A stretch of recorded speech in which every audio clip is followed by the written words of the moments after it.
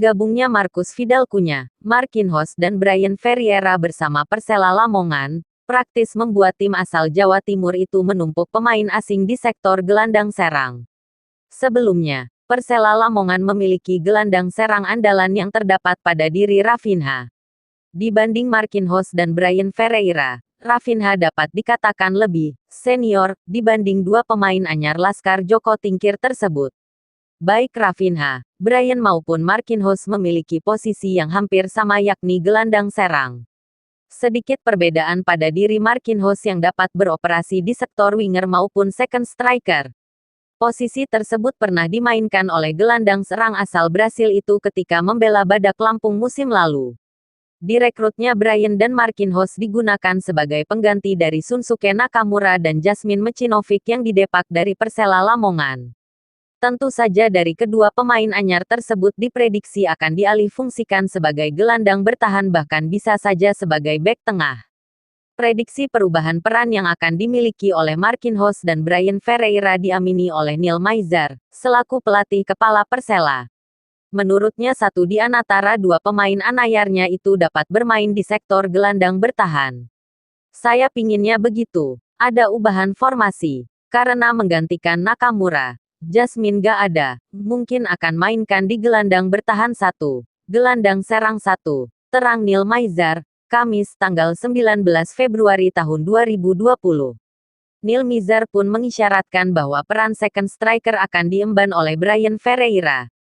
Bryan yang juga pernah menjadi bagian PSS Sleman diprediksi akan menyokong pergerakan Raphinha dan Gabriel Do Carmo di lini serang.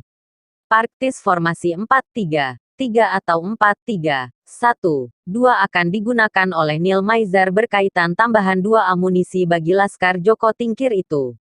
Untuk di belakang striker, Bryan Ferreira sepertinya, tadi saya bilang. Tetapi, lihat situasi. Jika dilihat statistik memang Bryan Ferreira, ucap Neil Maizar.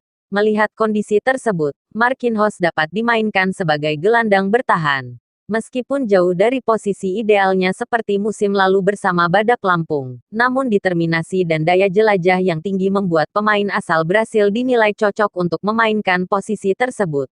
Ataupun, kemungkinan besar Marquinhos dapat ditempatkan menjadi duet di lini serang bersama Gabriel. Sedangkan Raphinha yang notabene-nya memiliki kemampuan untuk menguasai bola lebih lama dalam membangun serangan dapat ditugaskan sebagai holding midfielder. Neil Maizar pun mengomentari terkait tidak adanya pemain bertahan asing untuk lini belakangnya. Mantan pelatih Semen Padang itu optimis dengan kualitas pemain lokal di jantung pertahanan. Neil memilih fokus untuk menguatkan lini tengah permainan Persela Lamongan, mengingat kualitas yang dimiliki tak perlu diragukan kembali. Kami lebih banyak dan kuat di gelandang. Lokal di belakang. Kami maksimalkan 5 pemain lokal center back ini. Jadi bagaimana menguasai lapangan tengah, akan bisa menguasai pertandingan, terang Neil Maizar. Persela Lamongan di 3 laga awal Liga 1 2020 selalu menelan hasil negatif dengan belum pernah meraih 1 kemenangan sama sekali. Alhasil, posisi Laskar Joko Tingkir saat ini berada di urutan ke-18 dengan near point. Diharapkan kedatangan Marquinhos maupun Bryan Ferreira mampu menjadi jawaban atas kurang ciamkinya Laskar Joko Tingkir di 3 laga awal musim ini.